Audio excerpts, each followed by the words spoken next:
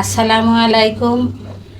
প্রিয় দর্শক, আপনাদের জন্য নিয়ে এসেছি কিভাবে কাঁচামরিচ এবং শুকনো মরিচ সংরক্ষণ করা যায় সেটি দেখাবো।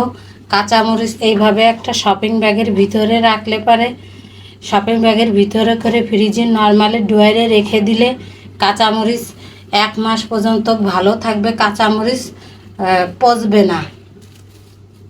ধরনের পলিথিনগুলো ব্যবহার করব না, পলিথিনের বিষ খাবারে ঢুকে যায় এবং পলিথিনে কাঁচামরিচ রাখলে কাঁচামরিচ তাড়াতাড়ি পচে যায়। আর এই ধরনের শপিং ব্যাগের ভিতরে কাঁচামরিচ রাখলে কাঁচামরিচ পচে না। শুকনো মরিচগুলো আমি এই ধরনের শপিং ব্যাগে রেখে ফ্রিজে নর্মালের তাকে রেখে দেব, এতে শুকনো মরিচ ভালো থাকবে, নষ্ট হবে না। এখন আমি শুকনো মরিচের ভর্তা কিভাবে নর্মাল ফ্রিজে সংরক্ষণ করা যায় সেটি দেখাবো।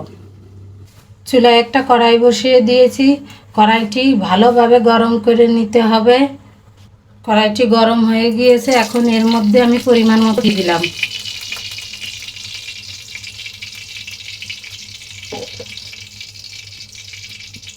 তেলটি ভালোভাবে গরম করে নিতে হবে।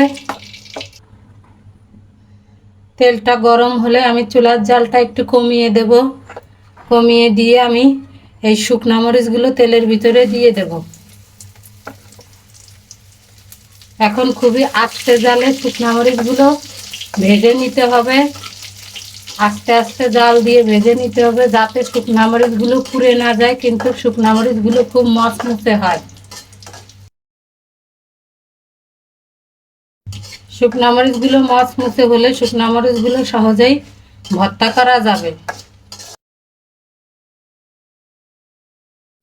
চুলার জালটা কমিয়ে এভাবে শুকনো মরিচগুলো নেড়ে চেড়ে ভেজে নিতে হবে।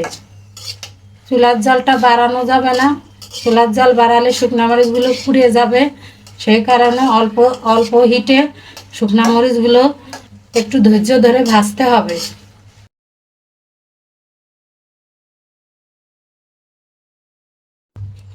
শুকনো মরিচগুলো তেলের উপরে ভাজা হয়ে গেছে, এখন আমি চুলার জালটি বন্ধ করে দিব।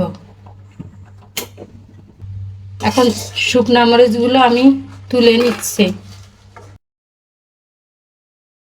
ভাজা এই শুকনো মরিচগুলো আমি একটা ব্লেন্ডারের ভিতরে দিয়ে দিচ্ছি।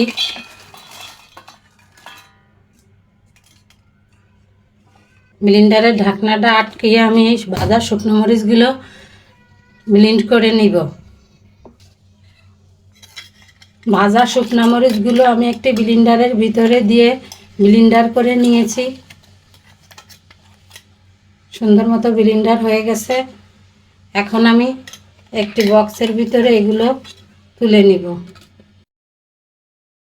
ব্লেন্ডার করা শুকনো মরিচগুলো আমি একটি বক্সের ভিতরে তুলে নিয়েছি। এর মধ্যে একটা চামচ দিয়ে মুটকিটা আটকিয়ে ফ্রিজে নর্মালে রেখে দিব। ফ্রিজে নর্মালে রেখে দিলে এই শুকনো মরিচের ভর্তা আমি বের করে যে কোনো ভর্তায় ব্যবহার করতে পারি। এতে সব সময় শুকনো মরিচ ভাজার ঝামেলা থাকে না। ভিডিওটি দেখার জন্য অসংখ্য ধন্যবাদ। সবাই ভালো থাকবেন, সুস্থ থাকবেন। আল্লাহ হাফেজ।